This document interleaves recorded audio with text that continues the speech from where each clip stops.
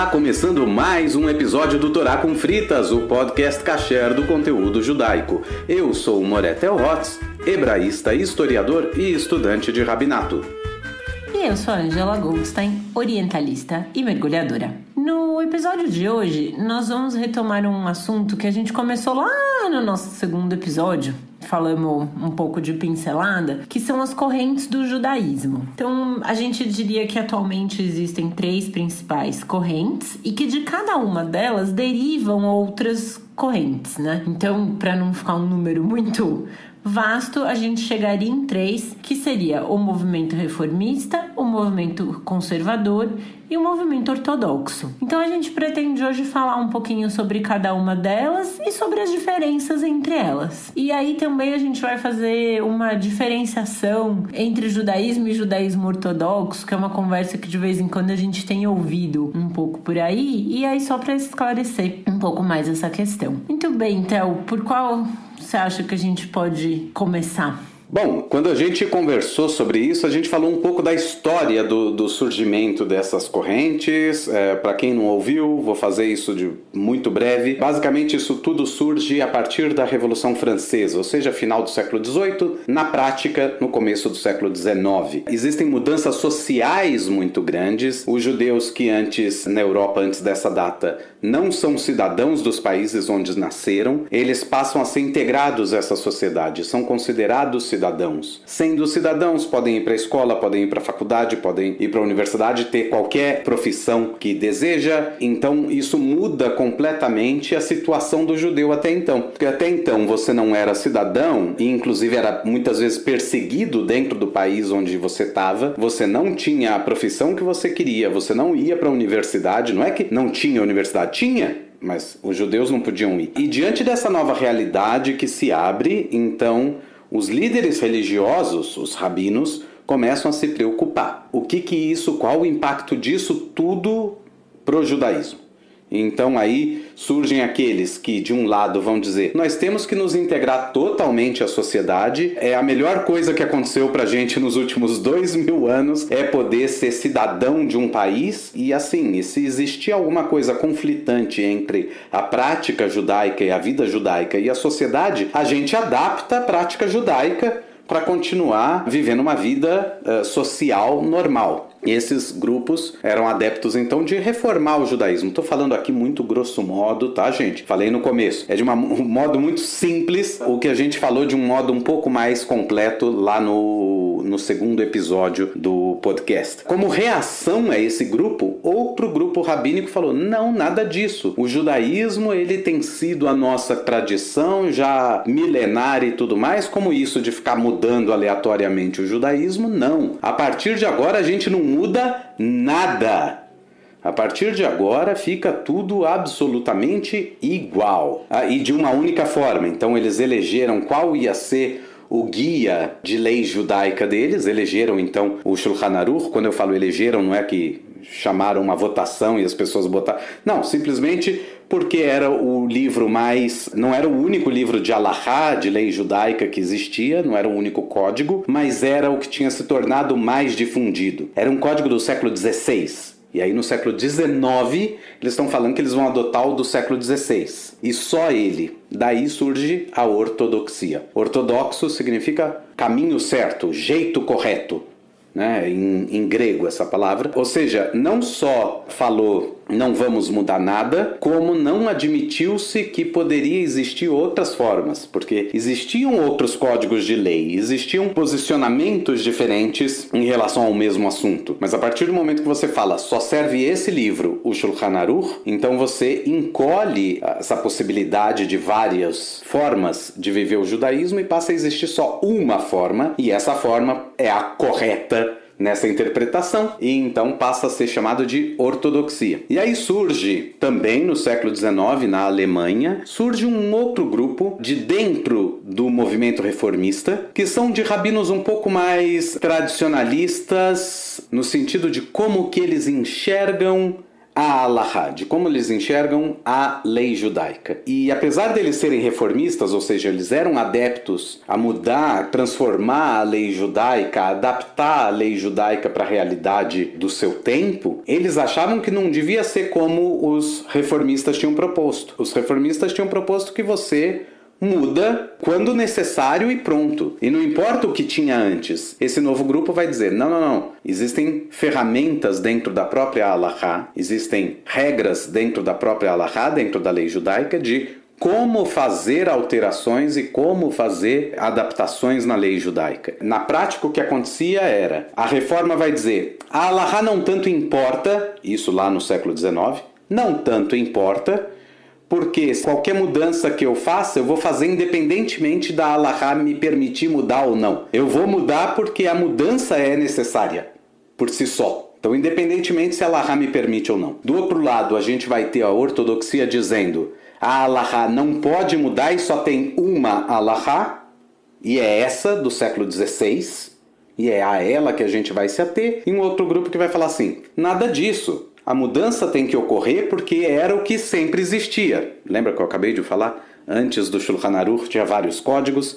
e tinha várias posições em relação ao mesmo assunto. Ou seja, historicamente o judaísmo admitia uma pluralidade de opiniões e historicamente a gente acompanha pelo debate talmúdico, pelo debate posterior do Talmud, posterior ao Talmud e tudo mais, que o judaísmo ia se adaptando a novas realidades, a novas geografias, a novas sociologias que apareciam em lugares diferentes. Então esse grupo vai falar, a gente simplesmente vai manter o que tinha antes. A gente tem que mudar, mas a gente tem que mudar de acordo com aquilo que a Halahá permite que a gente mude. Então se a Halahá permite fazer tal mudança, eu faço. Se ela não permitir, eu não faço. Eu não sou refratário à mudança, a priori, mas eu também não acho que eu vou mudar absolutamente tudo sem olhar o que o passado me diz, sem olhar o que foi construído antes. Esse grupo, é por isso que muitas vezes falam que esse grupo está no meio do caminho. Eu não acho que ele é exatamente... ortodoxia mais reforma, tira a média, é um movimento conservador, não é isso. Quando a gente fala caminho do meio, ou judaísmo do meio do caminho, eu acho que também passa uma informação que não é exatamente a informação que a gente quer originalmente passar. É simplesmente um judaísmo que, diante do desafio da idade contemporânea, da modernidade, ele entende a necessidade da mudança, das mudanças modernas para o judaísmo, mas entende também que o judaísmo é em si um sistema civilizacional, legal e religioso que é sempre baseado no prévio, que é sempre baseado no anterior.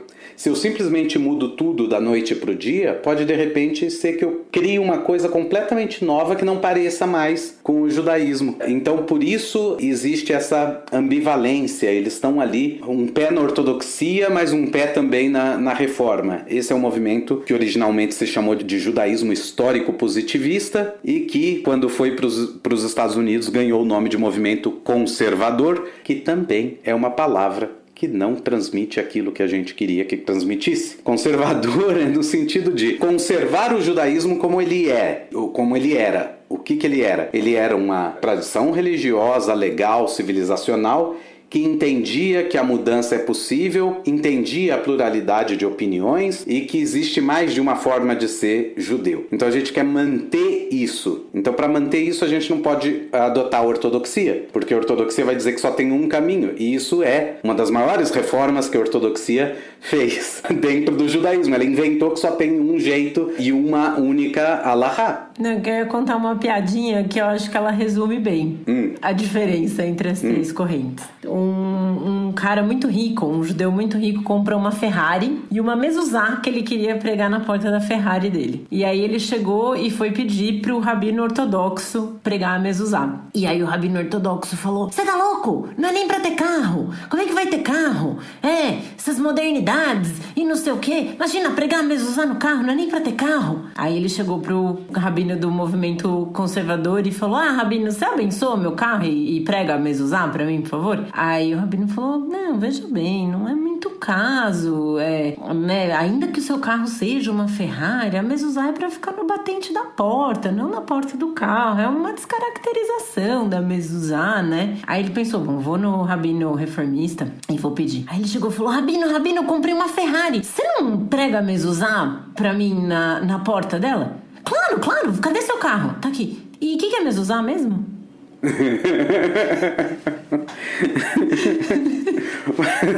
Como toda piada tem seu fundo, seu fundinho de verdade, tem, né? Seu fundo, mas também tem seu fundo preconceituoso. Obviamente também, os reformistas sabem o que é uma mezuzá, e o ortodoxo não proíbe que a pessoa tenha carro. Use carro, exato. Mas enfim, é para ilustrar os extremos e tudo mais, e a possibilidade que havia de haver uma descaracterização tal do judaísmo entre o movimento reformista naquele início, que na prática não existe. Quer dizer, se tivesse havido, o judaísmo reformista não existia até hoje. Então na prática não aconteceu, mas existia um potencial. Se a gente pensar, por exemplo, que nos anos 20, quando toda a questão das sufragetes nos Estados Unidos, o movimento feminista e feminino pelo voto começou a tomar certas proporções, dentro do movimento conservador surgiram aqueles que começaram a advogar pelo bat mitzvah, né, que seria uma espécie de bar mitzvah para menina.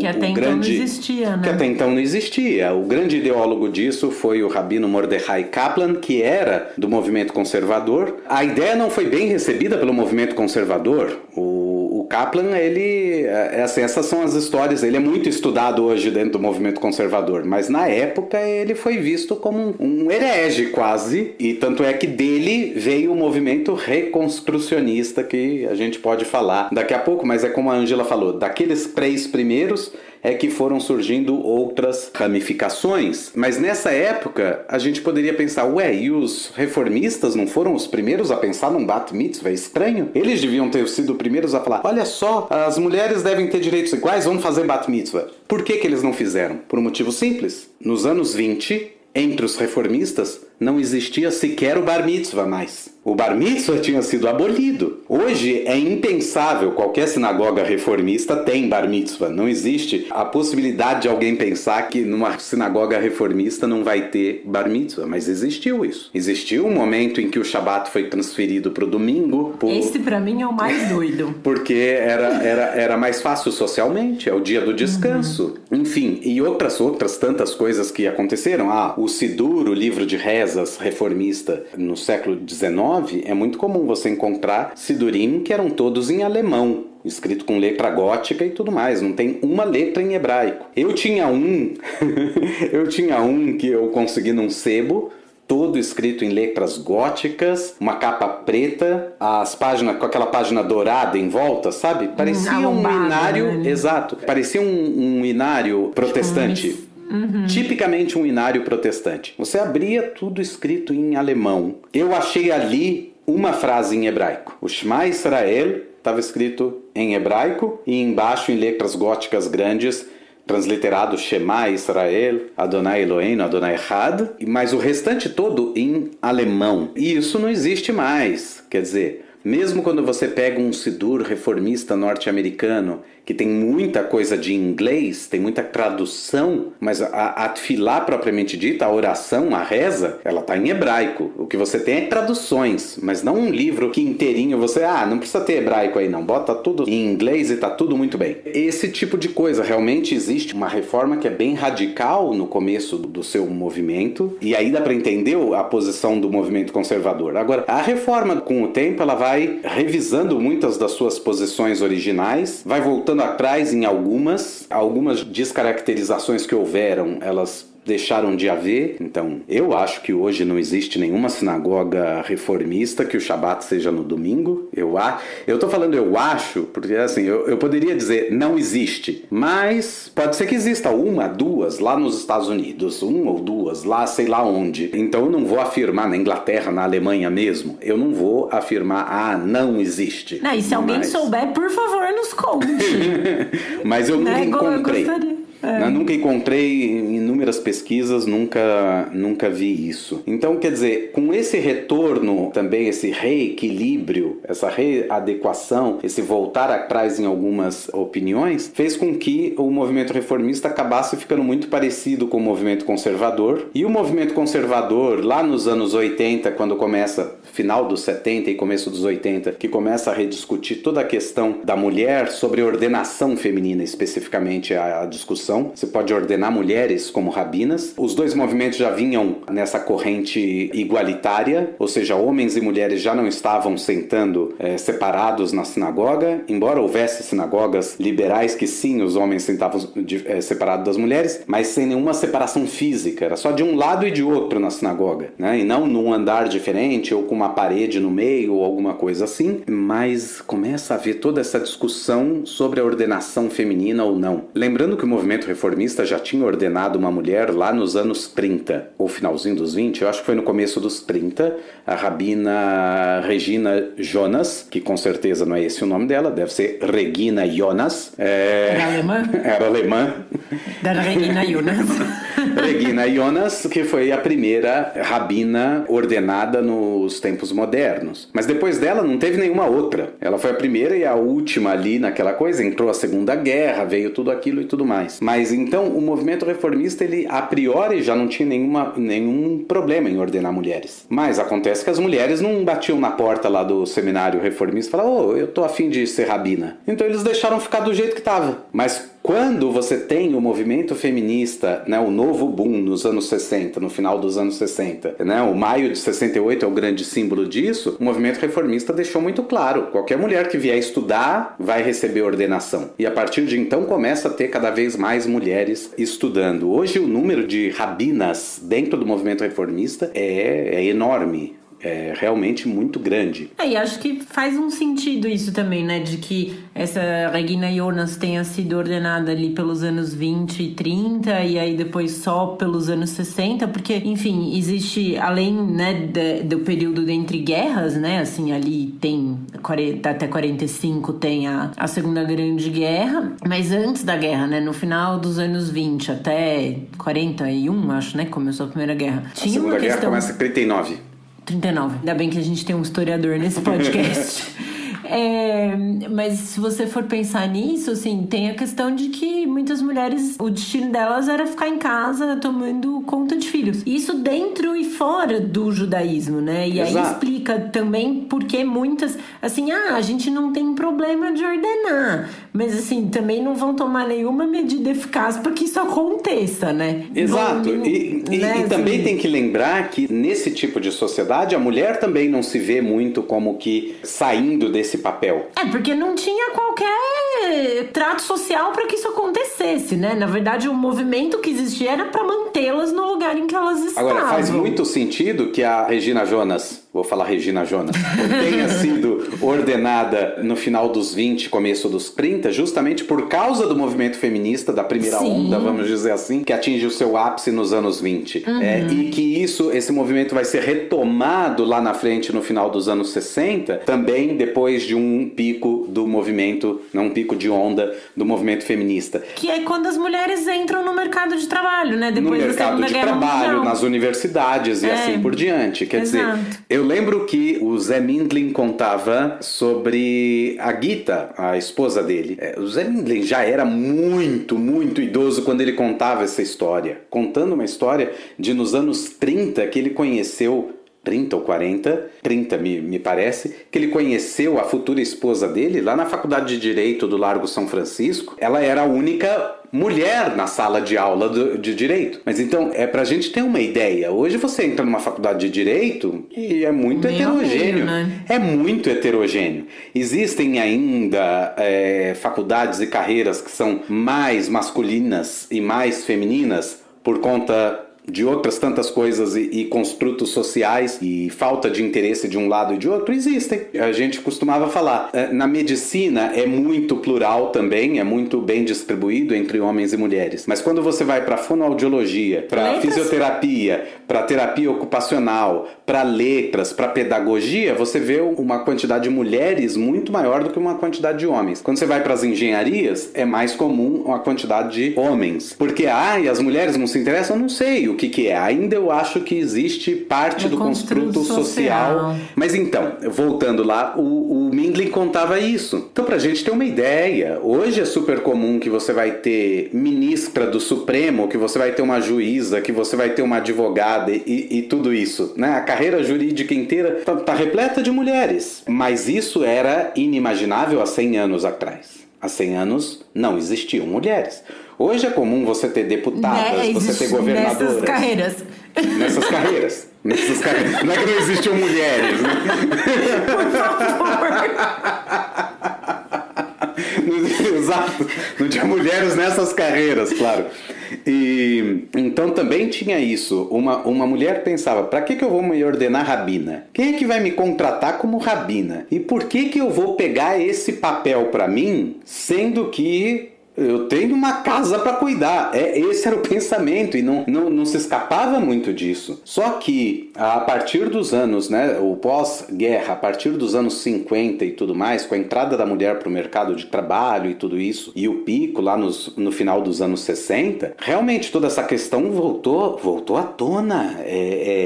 Peraí, mas por que não, né? Por que não ser rabina? E aí, isso mostra claramente que a preocupação também, a demanda, ela demora um tempo até chegar nos rabinos. Os rabinos do movimento conservador vão começar a discutir no final dos anos 70. 10 anos depois de maio de 68, de Paris 68. 10 anos depois eles começam a discutir se pode ser que exista a possibilidade de ordenar uma mulher como rabina. E eles vão chegar à conclusão só lá por volta de 83, 84 e vão autorizar e vão decidir que sim, a mulher pode ser ordenada sem problema nenhum, de acordo com a própria Halahá ou com a interpretação halárrica que esse movimento tem.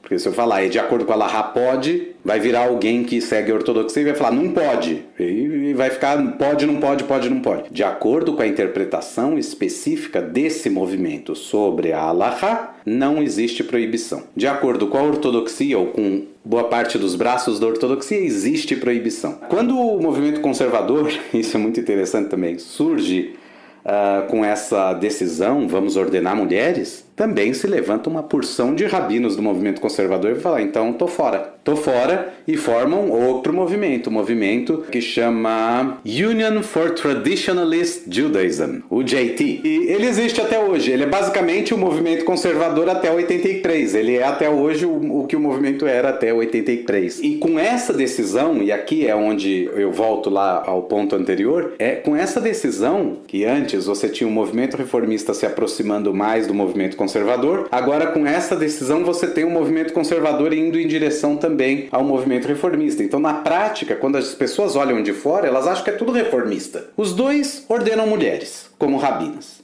Os dois são igualitários. Então tudo que é visível dentro das duas sinagogas, você não vai ver diferença. Mulheres sobem a Torá nas duas sinagogas. Tem rabinas nas duas sinagogas. Homens e mulheres sentam juntos nas duas sinagogas. Então parece que não tem diferença. Eu acho que a gente vai se focar um pouco nessas diferenças. Mas do mesmo jeito, desde do ano 2000, 2002 mais ou menos, tem acontecido um movimento dentro da chamada ortodoxia moderna. Começou isso lá nos Estados Unidos, isso rapidamente se alastrou para cá, para Israel. Então hoje o que acontece? Você tem movimentos dentro da ortodoxia, como a gente falou, né? São esses três básicos, mas imagina como se fosse... É como uma árvore, né? Como uma árvore. Ela tem um tronco, 3 grandes galhos, e cada galho vai dando pequenos galhos e se ramificando vários ramos e toda aquela gama de folhagem e tudo mais. É isso que acontece. Então hoje, dentro também da ortodoxia, você tem inúmeros ramos desse, mas liberais, como chamam os ortodoxos, costumam se referir a esses grupos, e nesses grupos a gente costuma ver hoje todo um movimento de igualitarismo aparecendo e de mulher como liderança de alguma forma e como rabina. Existem nomes específicos, muitas vezes se evita o nome rabina, mas que na prática são rabinas. Em Israel existe uma midrashá que ordena mulheres chamadas Rabaniot, né? Rabanit, como rabina. Qual o problema? Rabanit é também a palavra usada em hebraico para mulher do rabino, para a esposa do rabino. Então, quando uma mulher fala eu sou rabanit, no sentido de ser rabina, quando ela fala rabanit, a maioria das pessoas entende que ela é a mulher do rabino. Então, também é complicado. Em hebraico existe a palavra rav, que é rabino, e que também pode ser usado para mulheres, rav, e existem aquelas mulheres que vão preferir a palavra, outra palavra que a Academia Hebraica sugeriu, que é rabá, como feminino de rav. Então, rav fulano e Rabba fulana. Ok, essa é a denominação aí. Muita gente usa também o título de Rabba. Mas você vai ter então esse movimento também aparecendo dentro da ortodoxia. Ou seja, tudo aquilo que a gente explicou ali no começo também não é bem assim, né? Aquela explicação toda é uma explicação localizada no tempo lá no século XIX. Então a ortodoxia também em algum momento percebeu que, sobretudo com o advento da eletricidade e quando a eletricidade se tornou algo absolutamente indispensável na vida do ser humano, surgiram questões. Então, por exemplo, a ortodoxia vai dizer que você não pode usar eletricidade no Shabat. O que isso significa? Que eu não posso apagar e acender luz, que eu não posso iniciar o funcionamento de um aparelho elétrico ou terminar o funcionamento de um aparelho elétrico durante o Shabat. Mas não quer dizer que você não use eletricidade no Shabat. Porque se você pensar, o ortodoxo que liga a luz antes do Shabat entrar e deixa ela acesa a noite inteira, ele está usando eletricidade. A pergunta está errada, não é o ortodoxo não usa eletricidade no Shabat. Não, ele usa. Ele só não inicia ou interrompe o uso da eletricidade dentro do espaço temporal do Shabat. Essa é a questão. Quando ele coloca timer para ligar a plata elétrica dele que vai esquentar a comida, ele está usando a eletricidade. Mas todas essas questões, até hoje tem ortodoxos que vão dizer o timer é uma reforma. O que é isso? Você é reformista agora? Não. Ou você deixa ligado ou você deixa desligado. E vai ter as autoridades ortodoxas que vão falar, não, você usa um timer que você programa antes do Shabat. E aí ele vai ligar sozinho. Mas não é você que ligou, porque você, mesmo que você entenda, fui eu que liguei porque eu programei o timer, você fez a programação antes do Shabat, não dentro do Shabat, então tá tudo certo. O que eu acho interessante da ortodoxia sempre mencionar, acho que a gente já tinha mencionado isso no episódio anterior, mas eu acho sempre legal reforçar, é que a ortodoxia ela é uma coisa moderna no judaísmo. Né? Assim, ela não todos eles, né? Todos esses movimentos são totalmente modernos. Mas os outros dois são muito óbvios que eles são modernos. Exatamente. E a ortodoxia, muita gente pensa, nossa, é sempre desde foi Moshe assim. Rabbeinu. Exatamente. E é isso que eu acho, desde Moisés era assim. De jeito nenhum, gente, por uma questão geográfica. Inclusive, acho que eu vou começar a mandar uns mapas com a newsletter, bem que eu tô sempre falando de mapa, né? Talvez eu devesse estudar mais geografia, adoro. Mas, assim, por uma questão geográfica, porque se você pensar, né, as roupas que são usadas no Oriente Médio, desde aquela época e mais ou menos até hoje, assim, né, que são sempre umas túnicas mais largas, roupas claras, né, por causa do calor que faz, e as túnicas para justamente poder circular um ar ali, porque não sei se algum dos nossos ouvintes já esteve no Oriente Médio durante o verão. Se não esteve no Oriente Médio no verão, mas esteve em Cuiabá ou Palmas, é uma sensação bastante parecida. É um calor, assim, muito, muito forte, né? E aí você olha as roupas da ortodoxia e elas são, em geral, escuras, pesadas e muitas. Porque as roupas que você vê no Oriente Médio, elas são claras, leves e poucas, né? E a roupa da ortodoxia é o oposto disso. E isso vem da Europa Central, né? Europa Central, da Europa do Leste, do sobretudo leste ali. da sobretudo Polônia. Do leste, né? Que é assim, roupas bem escuras, né? Pretas ou azul marinho, marrom. Que é uma roupa de clima frio, claramente, né? camisa fechada, né? E a gente vai pensar que isso daí, então, era a roupa que Moshe saiu do Egito? É claro que ele não saiu do Egito com uma roupa dessa, né? E pra mim, assim, o que mais marca isso é o uso do Streimel, que é aquele chapéu de pelos que os homens usam em dias de festa. Eu não consigo imaginar o calor que deve fazer na cabeça de uma pessoa usar aquilo. Então, né, assim, claramente é uma coisa que não é... Sempre foi assim no judaísmo. Exato, né, são da época construtos bíblica, né? Imagina a galera saindo do Egito, vagando 40 anos no deserto, de capote e Streimel. Todo mundo tinha morrido de insolação, não tinha sobrado um judeu pra contar a história. Exato, e da mesma forma, a gente pode fazer o paralelo com a reforma. Eles também não saíram de terno e gravata. Imagina, né?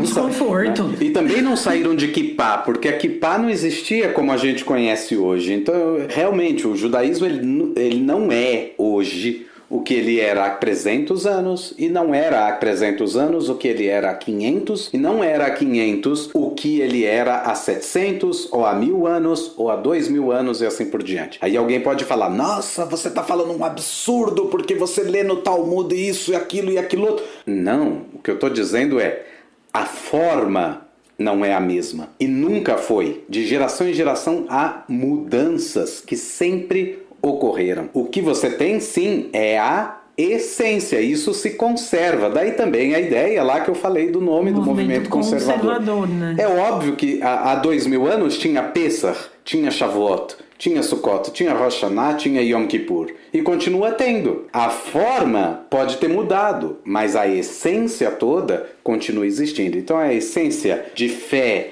a essência das festas, do calendário litúrgico, do regramento e das regras básicas aí que você tem dentro da tradição judaica, essas regras, elas continuam existindo em todas essas correntes. O que você tem são essas modificações que aparecem quando algo muito grande acontece socialmente falando. E aconteceu algo muito grande no século XIX que a gente não pode ignorar. E tão grande que o judaísmo existente antes disso, antes dessas mudanças, ele praticamente não existe mais. Mentira, ele continua existindo. Ele continua existindo onde essas mudanças não chegaram dessa forma. No mundo judaico Mizrahi, as pessoas falam Sefaradi, não é exatamente esse o termo aqui. Os judeus que estavam no Oriente Médio ou no norte da África e tal, então engloba um pouco os Sefaradim que foram também para o norte da África e Turquia, mas nesse mundo todo onde eles estão vivendo, todas essas questões da Revolução Francesa, igualdade, liberdade, fraternidade, não sei o que,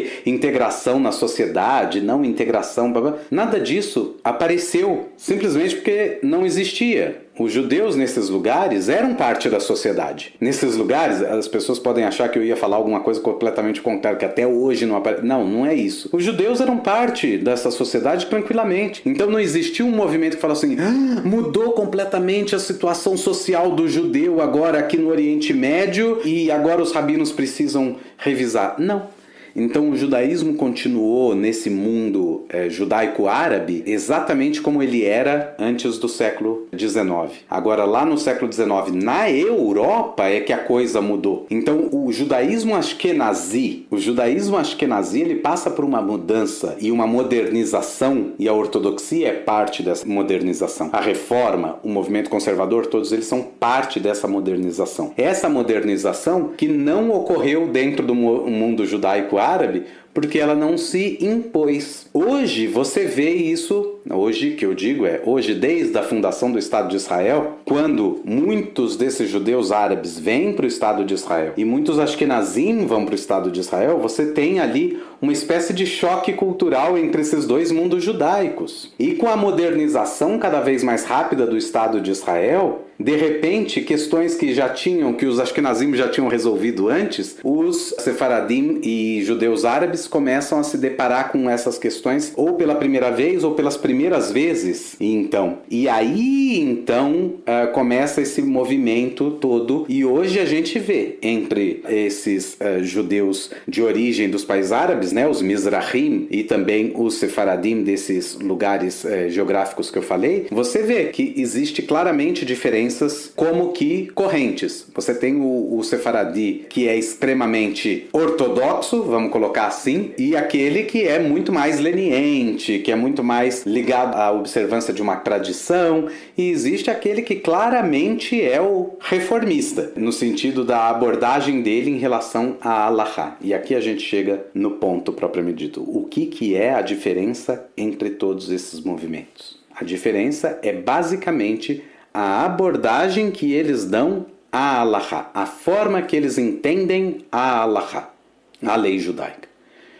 Quando a ortodoxia falou lá, só tem uma Halahá, essa é uma escolha, essa é uma forma de entender a Halahá. Quando o movimento conservador fala, não, a Halahá continua sendo plural como sempre foi e sujeita a alterações como sempre foi, é uma escolha também. Mesmo que as alterações que se faça hoje, poucas na verdade, no movimento conservador, na prática, elas sejam alterações que eram impensáveis há 300 anos atrás. Há 300 anos atrás ocorria mudanças. Não são essas mudanças que o movimento está fazendo hoje. E quando você pega a reforma, que a abordagem é outra. A abordagem é basicamente a Halahá é parte do arcabouço judaico, mas ela não é mandatória no sentido de que ela me obriga. Ou seja, entre as três, basicamente o ortodoxo vai dizer, porque a Halahá disse que eu tenho que fazer, então eu me obrigo,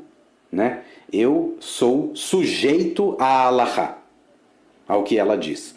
O movimento conservador vai dizer, porque a Halahá diz e porque ela me permite mudar tal coisa, eu entendo que a Halahá é X, Y, Z e eu me obrigo a seguir ela da forma XYZ. Pode ser que não seja da forma NOPQ, mas é da forma XYZ. Mas eu me obrigo a segui-la. Então, existe uma noção de que você está sujeito a Halahá também, mesmo que ela seja uma visão diferente de Halahá do que é a ortodoxia. Na reforma, se diz a Halahá, ela foi muito importante na história judaica e tudo mais, e hoje ela não é tão relevante assim, porque nós vivemos num Estado moderno, nós vivemos numa sociedade moderna, e as regras que regem a nossa sociedade são as regras da sociedade, não as regras da religião, que elas existiam para governar aquele espaço, o shtetl onde eu estava, o gueto onde eu estava. Eu não estou mais no gueto. Essa é a posição, bem grosso modo, da posição reformista, no sentido de que o reformista ele vai dizer, se eu quiser seguir a Halahá do jeito que falam que é a Halahá, eu me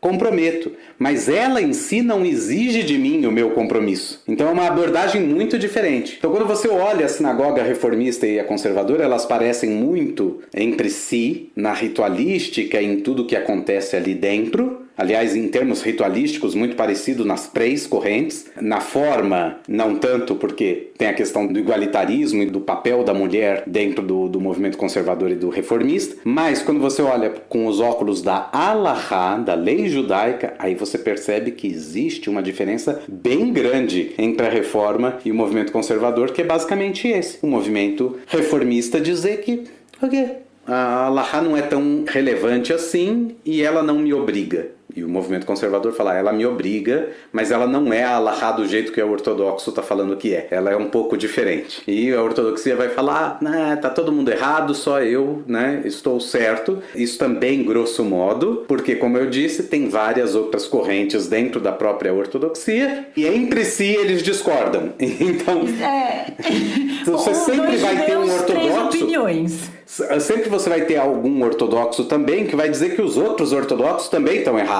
Então, eu queria muito chegar nesse ponto das dissidências entre os ortodoxos, porque é isso também, né? Quem olha de fora pode achar que é um grupo muito heterogêneo, pela vestimenta, pelo tipo de comida, né? Essas coisas. Mas dentro dele existe essa diferença, né? E eu acho interessante a gente mencionar um pouco do hassidismo, que eu acho que é uma corrente que talvez muita gente nunca nem tenha ouvido falar, ou talvez chame de hassídico qualquer ortodoxo, isso eu já ouvi também. Mas não sei se sabem os nossos ouvintes que o judaísmo também tem o seu ladinho místico. Tem um pezinho no misticismo. mesmo. Essa coisa da coesão entre os ortodoxos é engraçada porque basicamente ela vem por causa da roupa, né? Aí o cara vê, o cara tá vestido de preto, ele tem chapéu, ele tem peoto, esse cara é ortodoxo. Mas aí você ignora uma porção de rabinos ortodoxos que não tem barba, que se vestem com camisas inclusive coloridas, calça jeans. Eu lembro quando eu dava aula na congregação israelita paulista para adultos, toda vez que eu mostrava, que eu falava sobre isso e eu mostrava fotos de rabinos ortodoxos israelenses que não tem barba, as pessoas falavam, mas então ele não é ortodoxo. Ela não conseguia, por mais que eu voltasse e explicasse, não, é isso que eu estou dizendo. Nem todo rabino ortodoxo tem barba e se veste de preto. Não, mas então ele não é ortodoxo. Por quê? Porque a pessoa colocou na cabeça que só é ortodoxo se vestir de preto, chapéu, barba comprida e assim por diante. E isso leva a essa pasteurização, no sentido de achar que é um grupo muito coeso. Agora, como eu falei, tem esses outros ortodoxos que não se vestem assim, e tem, entre os que se vestem assim, inúmeras diferenças também entre si. E diferenças, assim, um sem fim de diferenças. Você tem, por exemplo, a primeira diferença que surge é quando surge o Hassidismo, como a Ângela estava falando, no século XVIII, que é um movimento bem mais místico. E ele meio que é uma contraposição ao judaísmo rabínico ali do leste europeu que existia até então, e que se opõe muito a esse novo movimento do Hassidismo, né? Então o que você tem aí para me dizer desses movimentos assim? Eu tenho pouco porque eu conheço pouco, mas nós vamos mandar mais na newsletter. Mas não, é verdade, mas tem muita coisa para estudar disso, né? E eu admito que eu mesma conheço pouco da ortodoxia. Acho sempre interessante entender mais e ler mais, mas o hassidismo, ele tem a questão da reza espontânea, ao contrário da reza mais institucionalizada, digamos assim, a partir de Sidurim, a partir da Torá, de toda a liturgia da sinagoga, né? Porque ele surge nos titles, né, como o Theo menciona ali, os guetos do leste europeu, Europa Central ali, principalmente Polônia, né? A gente menciona muito Polônia, não é sem razão, né? Não é que a gente fique aqui pegando no pé da Polônia, apesar que às vezes deveriam. Eles têm essa questão, assim, de que o pessoal dos titles, ele era um judeu menos estudado. Ele era uma pessoa que tinha menos acesso à educação formal, digamos assim, né? Porque o shtetl não era urbano, né? A gente fala shtetl e gueto, são duas coisas diferentes. O gueto é muito urbano, enquanto o shtetl, ele é rural, ele é uma aldeia rural. A gente indicou no primeiro episódio o filme Violinista no Telhado e mostra bastante, assim, quem ainda não assistiu, fica a dica de novo pra entender mais ou menos o que é o shtetl. Então, assim, a galera que vai morar ali não tem trabalhos que dependam de educação formal, são trabalhos mais manuais, né? E aí, que assim, são ofícios, né, que iam sendo passados, assim, de família, ou você punha alguém ali pra ser seu aprendiz, o leiteiro, né? O sapateiro, a costureira, o alfaiate, e assim por diante. E aí, tem essa questão da reza espontânea. Então, assim, como muitos eram, inclusive, analfabetos, né? Não tinham como ler o Sidur ou como ler a Torá. Então, você vai falar pra essa pessoa que, porque ela é analfabeta, ela não pode rezar, né? Ela não vai poder rezar, ela não vai poder estar inserida ali na vida religiosa da comunidade? Não. E aí entra muito a questão da reza espontânea, dos nigunim, né? O nigun, ele é uma melodiazinha que você só vai cantando, um lá, assim, um nananã, não tem uma letra. Então também, em vários filmes, né, que mostram a ortodoxia, aparece o pessoal cantando ai, ai, ai, ai, ai, ai, ai, ai, ai. Isso entra na categoria dos nigunim, que é algo bem... E que é uma espécie de oração, é visto dentro da Hassidut, do Hassidismo originalmente, a partir do Baal Shem Tov e assim por diante, como uma espécie de oração. E aí, obviamente, tem um outro grupo, o grupo mais elitista, o grupo dos rabinos que se formaram e que estudaram muito duro, que não são analfabetos e que para poder se formar eram muitas vezes de famílias que tinham mais posses ou que tinham casado entre famílias de maior posse e assim por diante. E quando surgem esses primeiros rabinos que vão até esse povo menos favorecido, surge de imediatamente o quê? O refratário. Sempre é assim. Como eu falei lá no movimento conservador, surgiu um rabino que quis fazer o bat mitzvah da filha, ele meio que virou o pária do movimento conservador. Não importa que você está falando de um movimento mais moderno e assim por diante. O ser humano tem uma questão difícil com mudanças drásticas, com mudanças duras. E a primeira reação é uma reação refratária e não abraçar a mudança. Então o mesmo aconteceu. Esse grupo mais elitista, ele inclusive foi denominado historicamente de mitnagedim, que em hebraico significa aqueles que se opõem. Eles se opõem a quê? Ao hassidismo. Eles vão dizer de jeito nenhum, isso daí não pode existir. Agora, do ponto de vista da observância da Halahá, isso e aquilo, são todos ortodoxos. Mas para os mitnagedim era impossível. Aliás, os mitnagedim vão mais além, porque eles não aceitam quaisquer tradições que venham da Kabbalah, por exemplo. Eles acham que Kabbalah e mística judaica é historieta para criança, é coisa que inventaram, é superstição, é uma abordagem completamente pejorativa em relação à Kabbalah e à tradição mística judaica. Coisa que o hassidismo abraça na sua totalidade. Super, o hassidismo é basicamente um movimento, é quase um movimento cabalístico dentro do judaísmo. Então ali você já tem a primeira ramificação de dentro da ortodoxia e oposição entre si. No hassidismo, dentro do hassidismo, depois do Baal Shem Tov, ele teve vários alunos, cada aluno acabou iniciando ali seu movimento, e aí então você criou, ou você tem o surgimento de diversas dinastias de rebes hassídicos, né? Pessoas que eram alunos do Baal Shem Tov. Então aí o cara falava, o meu rabino foi aluno do Baal Shem Tov. Aí o outro dizia na outra geração, meu rabino é filho do rabino que foi aluno do Baal Shem Tov, e assim por diante. E surgiram várias eles têm imagens, né? Tem fotos desses rabinos, que é uma coisa... pinturas e assim por diante. A gente, no judaísmo, via de regra, não tem essas imagens, né? Como no catolicismo tem a imagem do Papa. É muito comum que alguém de certa corrente religiosa tem ali as fotos desses rabinos daquela corrente, daquela dinastia. Hoje tem mais de 60 tipos de Hassidut, de Hassidismo diferentes. E às vezes eles não concordam entre si em certos aspectos. Então não é porque tem 60 e fala, mas é tudo ortodoxo. Não é. Eles são todos ortodoxos do ponto de vista da observância da Halahá, mas entre si existem diferenças. Isso é bem interessante. E aí então você tem os diferentes grupos ultra-ortodoxos. Nem todo ultra-ortodoxo é racídico e nem todo racídico é ultra-ortodoxo. Isso também tem toda uma questão. Ou seja, nenhum grupo no judaísmo é coeso. Agora, só para terminar, aquilo que a gente estava falando lá no começo. As pessoas por aí têm usado nos últimos 10 anos, o termo judaísmo ortodoxo ou judeu ortodoxo de uma forma completamente diferente, fora do judaísmo. Fora do judaísmo, as pessoas têm se referido e usado o termo judeu ortodoxo com uma outra conotação completamente diferente. Faz parte aí do judeu imaginário. Basicamente, entre grupos religiosos cristãos, mais notadamente entre pentecostais e neopentecostais, tem-se utilizado o termo judeu ortodoxo para todo judeu. Todo judeu que não acredita em Jesus é um judeu ortodoxo. E os outros judeus que acreditam em Jesus são judeus messiânicos. Qual o problema? Não existem judeus que acreditam em Jesus. Bom. Como Messias. A gente acredita que ele existiu. Ele existiu. É uma figura histórica dentro do judaísmo e pronto.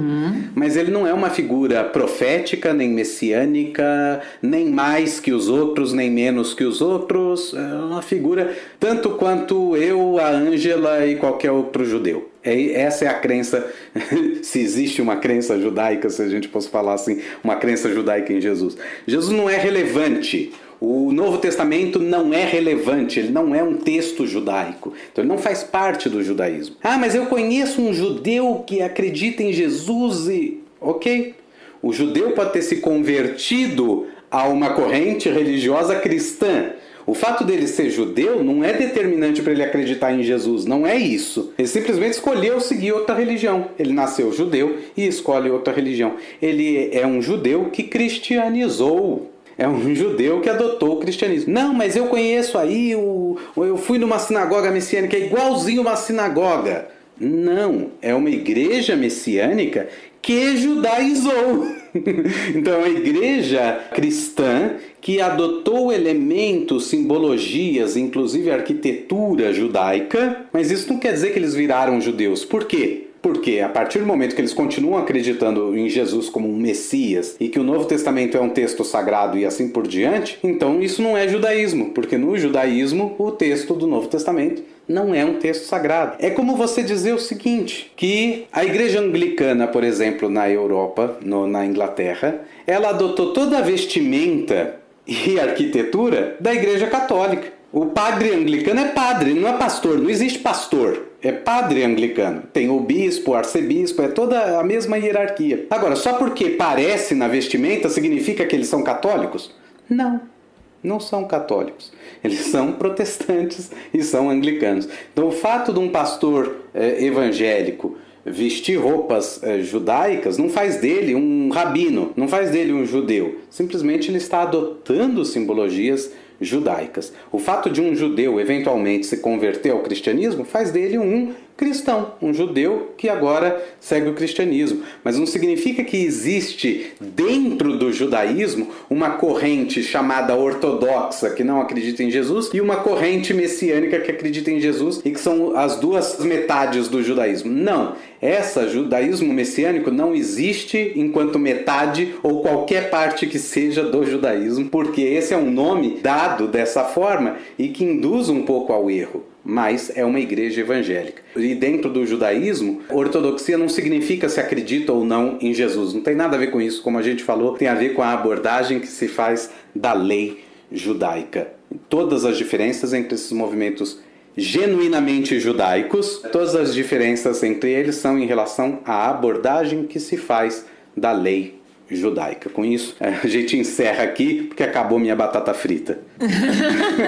Muito bem. Então, a gente vai, encerrando por aqui o episódio e, como sempre, a gente deixa umas dicas de filmes, séries, livros, Eu queria recomendar a série Stiesel, do Netflix, que eu gosto muito, porque eles mostram a vida de uma família ortodoxa de uma maneira muito humana, muito bonita. Acho uma série... É muito sensível essa série, eu gosto bastante. E eu queria desrecomendar uma série.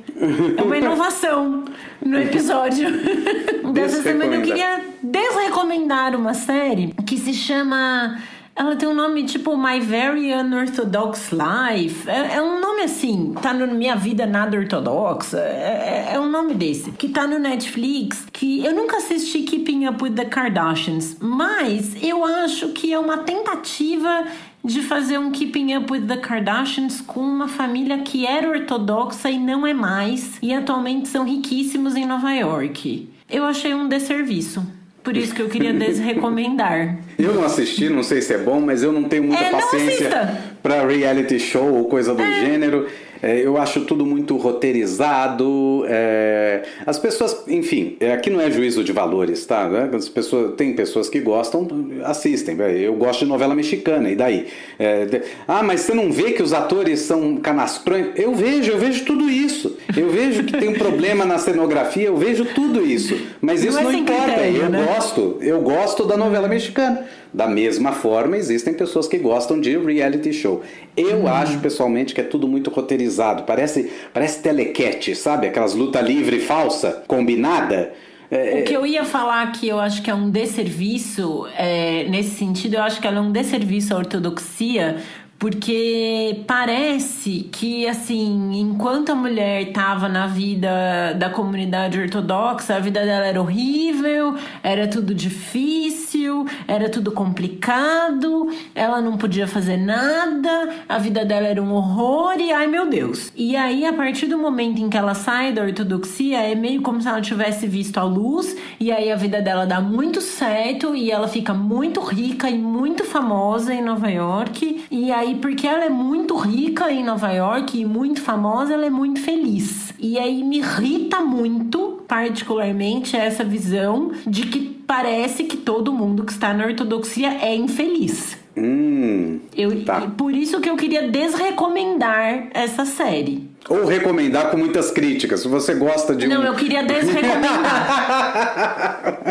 Recomendar com crítica, eu recomendo que assistam novela, que é uma coisa que eu gosto e consigo ver defeito também.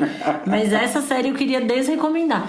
No sentido de que existem pessoas infelizes na ortodoxia? Com certeza. Existem pessoas felizes no movimento conservador? Com certeza. Existem pessoas infelizes no movimento liberal? Sim. Existem pessoas infelizes em outras religiões? Provavelmente. Elas seriam felizes se elas saíssem do movimento liberal, se elas saíssem da ortodoxia? Irrelevante. Não se sabe, porque a gente não sabe se elas pode ser que não. A gente não sabe se a infelicidade delas está associada a uma corrente religiosa. Exato. Essa é a questão. Exatamente. E aí também me irrita. E ao pintar desse jeito, dá a impressão que... E aí o meu ladinho socialista se irrita muito com a associação da felicidade a um sucesso financeiro, a você ter muito dinheiro com ser muito feliz. E aí o ter muito dinheiro é poder comprar muita coisa, é ter muita roupa, é não sei o quê. Desrecomendo. Uhum. Devidamente desrecomendada. Desrecomendada. E como não poderia faltar, nosso agradecimento aos nossos apoiadores. É graças a vocês que o Torá com Fritas chega quinzenalmente a todos aqueles que nos ouvem. Nosso muito obrigado a Maria Eduarda Yerke, Miranildo Filho, Yara Mansur, Sérgio Raposo, Urilan, Val Macabelli, Laís Lima, Ivana Leite, João Maeda, Fernanda Lira, Matheus Salustiano, Gregory Chebeliski e Marcos Santos. São vocês que garantem que o Torá com Fritas continue no ar. Toda Rabá Mikola Lev.